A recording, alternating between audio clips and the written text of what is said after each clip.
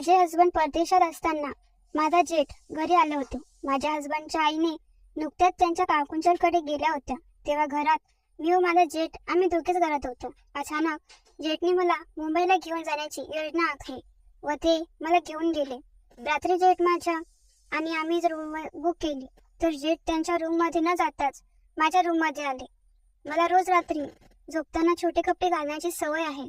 ते तर मला छोट्या कपड्यात बघून खूप बाण हरपून बसले होते.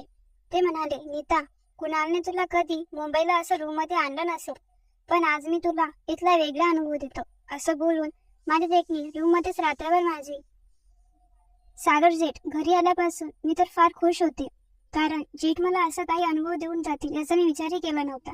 सागर भाऊजी 28 वर्षाचे होते. गेल्या रविवारीच ते घरी आले होते. ते येण्यापूर्वी सासूबाई व मीच घरात होते. माझा नवरा कमाई करण्यासाठी परदेशात होता.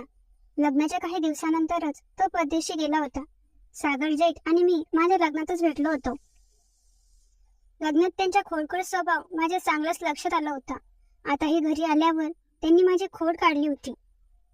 सासूबाई त्यांच्या रूम मध्ये जातात. जेठजींनी माझ्या कमरेवर शिमटी काढली होती. त्यांची ही मस्करी मी समजली होती, पण त्यांच्या मस्करीचं रूपांतर जवळीकतेमध्ये होणार याचा मला अंदाज नव्हता.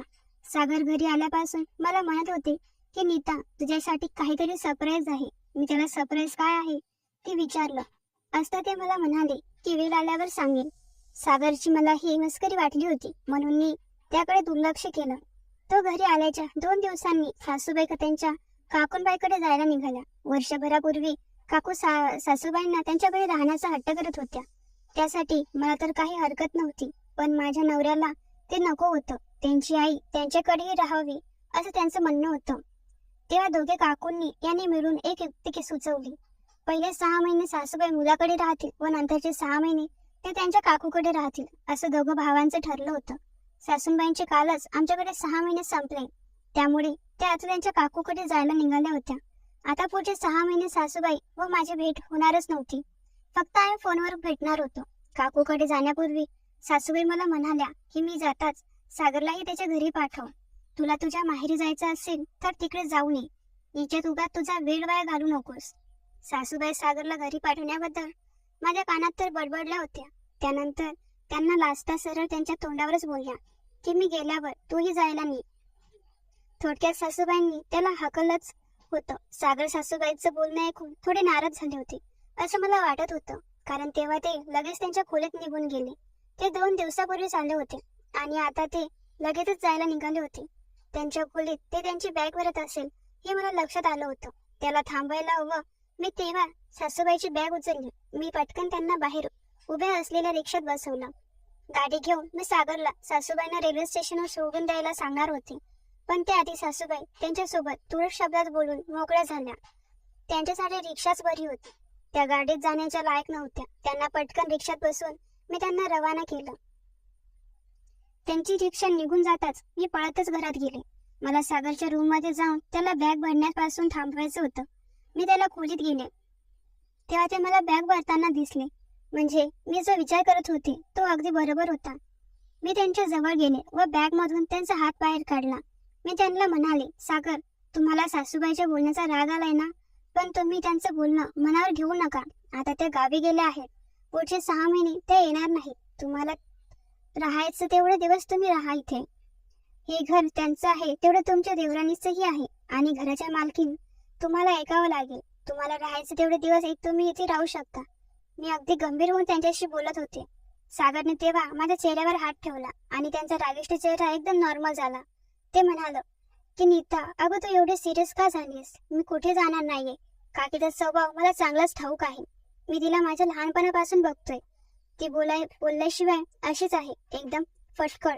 मला नाही आला तिचा राग. मी तर बघत होतो की तुलाही मी नकोसा झालं काय. त्याचा शहाणपणा ऐकून मी त्यांचा कान जोराने पकडला. सागर, तुम्ही मला सासूबाई सारखं समजलास का? मला तुमचा कंटाळा येईल ते मी म्हणाले. अगं नीता, मी तर मस्करी केली. तू पण ना लगेच सिरियस झालीस बघ. त्यांची माफी बघून मी त्यांचा कान सोडला. मी त्यांचा कान सोडताच त्याने त्यांच्या पाठीमागे लपवलेला हात पुढे केला. त्यांच्या हातात छोटी पिचकारी होती, ज्याने ते माझ्या अंगावर पाणी उडू लागले. मी त्यांच्यापासून लांब पळाले तेव्हा तेही माझ्या मागे पळत आले. पकडता पकडीमध्ये आम्ही माझ्या खोलीमध्ये शिरलो होतो. तिथे अचानक माझा पाय घसरला. सागर मला सावरायला गेले, पण माझ्यासोबत तेही बेडवर येऊन पडले. सागर माझ्या अंगावर येऊन पडले होते. आम्ही दोघे तेव्हा एकमेकांच्या फारच जवळ होतो. नेहमी थट्ट मस्करी करत असणाऱ्या सागरच्या चेहऱ्यावरचे हावभाव एकदम बदलले होते. त्याचे डोळे काही वेगळेच दर्शत होते. आम्ही दोघे जवळजवळ बाण हरपत होतो. तेव्हाच घराची बेल वाजली व आम्ही दोघे दचकले. बाणावर येताच सागरला मी माझ्यापासून लांब केलं व मी खोलीच्या बाहेर पडले. घराचा दरवाजा उघडताच सोन मला माझी मैत्रीण दिसली. सीमा आणि आम्ही कॉलनी फ्रेंड होतो. बरेच दिवसापासून ती घरी आली नव्हती. मला भेटताच तिने मला मिठी मारली. मी तिच्यासाठी पाणी आणायला किचनमध्ये जाऊ लागले तेव्हा माझ्या पायात वेदना होऊ लागल्या. मी माझ्या दुखण्याकडे दुर्लक्ष केलं व पाणी घेण्यासाठी किचनमध्ये गेले. मी पाणी घेऊन बाहेर आले तेव्हा सागर जेशी माझ्या खोलीतून बाहेर आले. मला बघताच ते एकदम सिरियस झाले होते. तो माझ्या जवळ आला व म्हणाला, वहिनी, अगं तू पायाला काय झालंय? तू अशी का चालतेस? मी सीमा समोर जास्त बोलत नव्हते, पण सागर जेठजीने कोणाची पर्वा न करता मला सोफ्यावर बसून माझा पाय त्यांच्या मांडीवर ठेवला व माझी साडीवर करून त्यांनी माझा पाय चेक केला.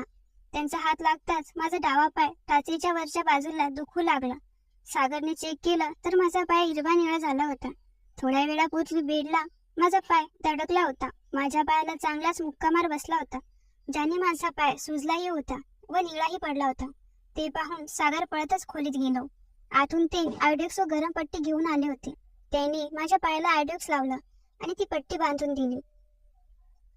सागर माझ्या पायाला गरम पट्टी बांधत होते तेव्हा मी एकसारखी त्यांच्याकडे बघत होते. अचानक सीमाने माझ्या डोळ्यासमोर टाळी वाजवली. ती म्हणाली, अगं नीता, माझ्याकडे लक्ष आहे की नाही तुझं? मगापासून मी तुला बघते. या हँडसम मुलांवरून तू नजर बाजूला करतच नाहीयेस. जरा माझी ओळख करून दे याच्याशी. कोण आहे हा? मगापासून माझं सीमाकडे लक्षच नव्हतं. मी तर तिला विसरलेच होते. तेव्हा मी तिच्या व सागरची ओळख करून दिली. सागर याआधी घरी कधी आले नव्हते, त्यामुळे सीमाने त्यांना पाहिलं नव्हतं. सीमा ही विवाहित होती. तिने तर न लाजता सागर सोबत मैत्री केली होती. माझा पाय दुखत असल्यामुळे मला जागचं उठायला जमत नव्हतं. सीमा बरेच दिवसांनी घरी आली होती. मी तिला फक्त पाण्यावर घरी जाऊ देऊ शकत नव्हती, म्हणून पाय दुखत असतानाही मी उठण्याचा प्रयत्न केला. माझा प्रयत्न पाहून सागर म्हणाले, नीता, तुला अजिबात हालचाली करायची गरज नाहीये. मी कॉफी बनवून आणतो. सागरने 3 कप कॉफी बनवून आणली. कॉफी पिऊन झाल्यावरही सीमा तिच्या घरी जायला तयार नव्हती. वारंवार ती काही ना काही विषय काढून सागर सोबत गप्पा करत होती. तिला तिथून पाठवण्यासाठी शेवटी मला ड्रामा करावा लागला. मी सागरला म्हणाले, जेठजी, माझा पाय खूप दुखते. आताच्या आत मला हॉस्पिटलमध्ये घेऊन चला. आम्ही बाहेर जायला निघालोय हे पाहून ती तिच्या घरी जायला निघाली. ती जाता जेठजी म्हणाले, नीता, तू तर एक नंबर ड्रामा क्वीन आहेस. तुमच्या चिपको मैत्रिणीला तू एकाच बहाण्यात पळून लावलंस. आता ही माझा पाय दुखत होता. मला माझ्या रूम पर्यंत चालत जाणंही अवघड झालं होतं. तेव्हा जेठजींनी मला कडेवर उचलून धरलं व ते मला माझ्या खोलीत घेऊन गेले. संध्याकाळी मी घरी स्वयंपाक बनवला नव्हता. खाण्याचे पदार्थ मी बाहेरूनच मागवले होते. रात्री जेवण झाल्यावर जेवणाची भांडी होती, तीही सागरने साफ केली होती. ते किचनमध्ये असताना मी माझ्या खोलीत एकटीच होते. तेव्हा मी माझ्या नवऱ्याला फोन फिरवला. मागच्या काही दिवसापासून माझं व कुणाचं बोलणं झालं नव्हतं. तो कुठे बिझी झाला होता त्याचं त्यालाच माहीत होतं. त्याला फोन ट्राय करून मोबाईल मी माझ्या बाजूला ठेवला. तोच माझ्या फोनची रिंग वाजली. मला सासूबाईचा फोन आला होता. फोन उचलताच त्यांचा पहिला प्रश्न होता की सागर त्याच्या घरी गेला की नाही. सागर तर माझ्या समोर बसला होता. मी सासूबाईशी खोटं बोलले की सागर सकाळीच आपल्या घरून गेला, तर त्याच्या कोणा मित्राकडे घरी जाणार होता असं सांगत होता.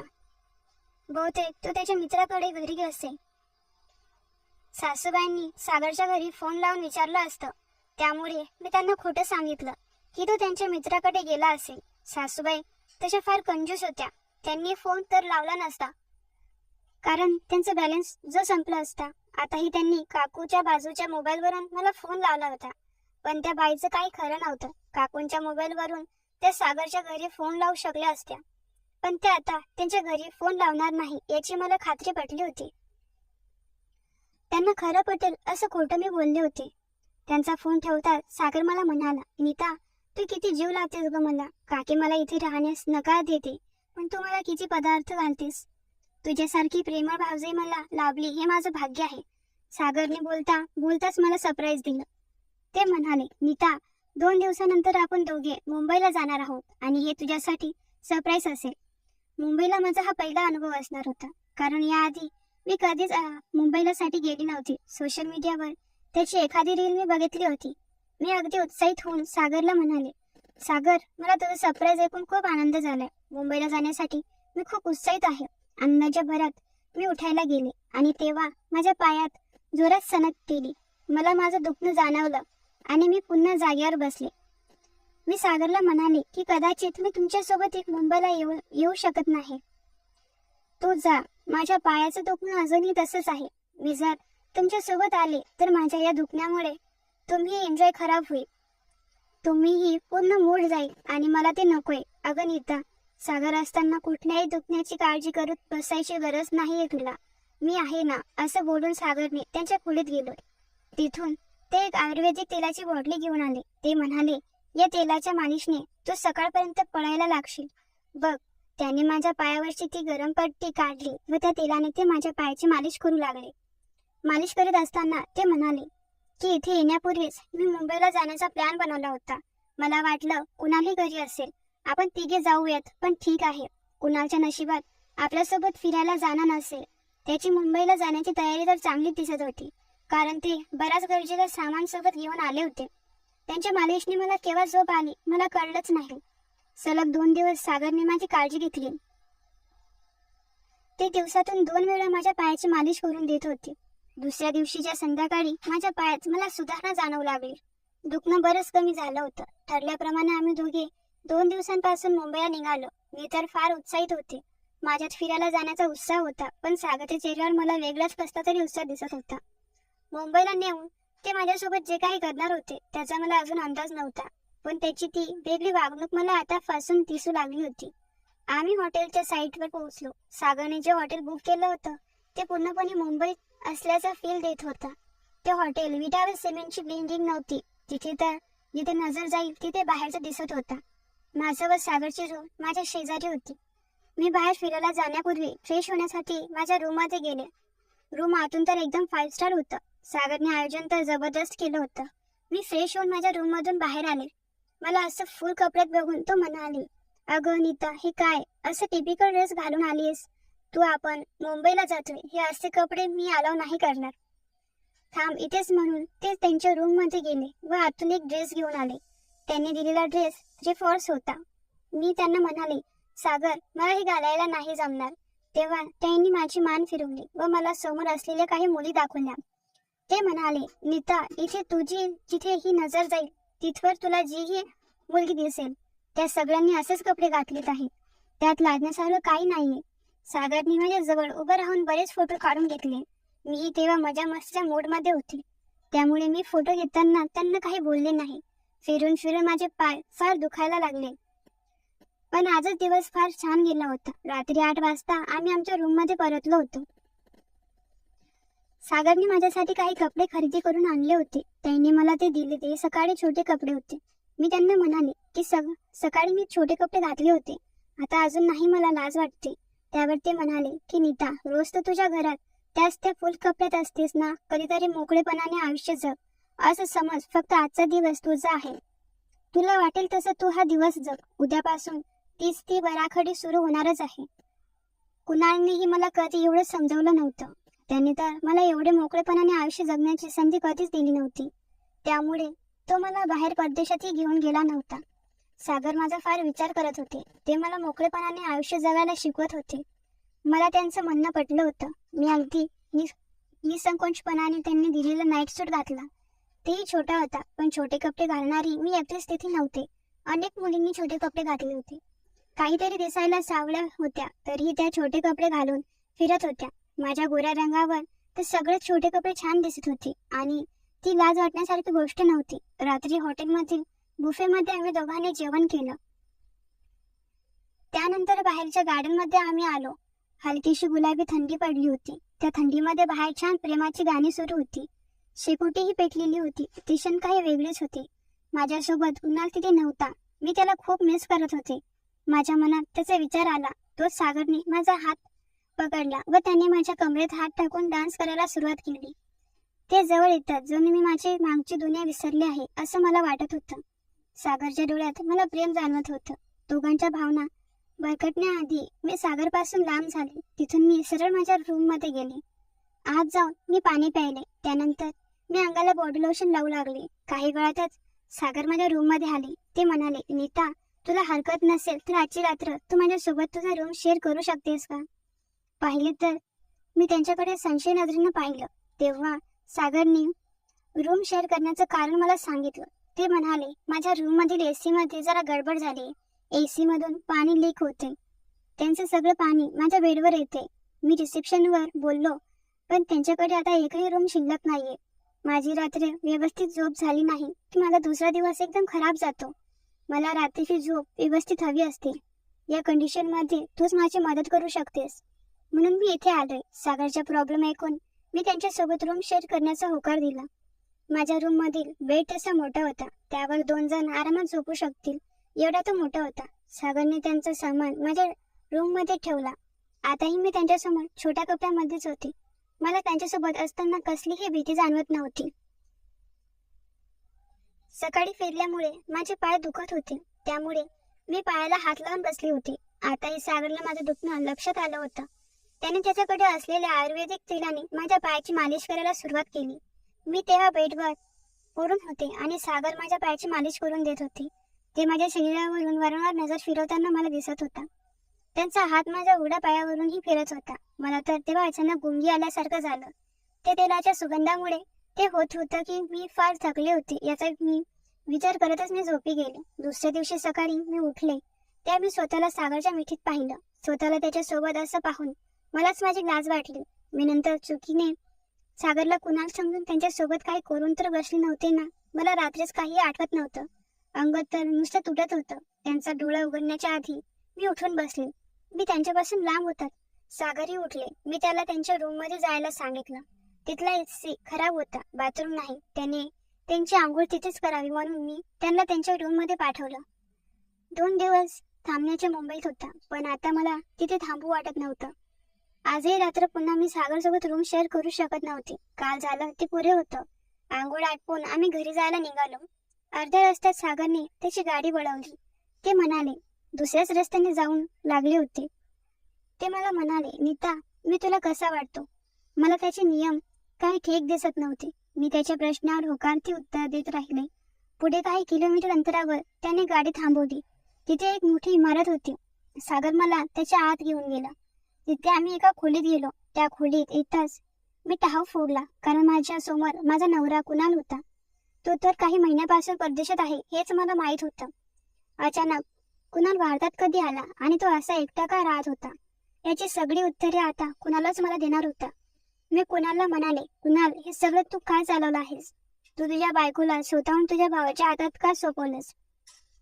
रात्री 12 वाजता तुझा जो मेसेज सागरच्या फोनवर आला होता तो मी वाचला होता.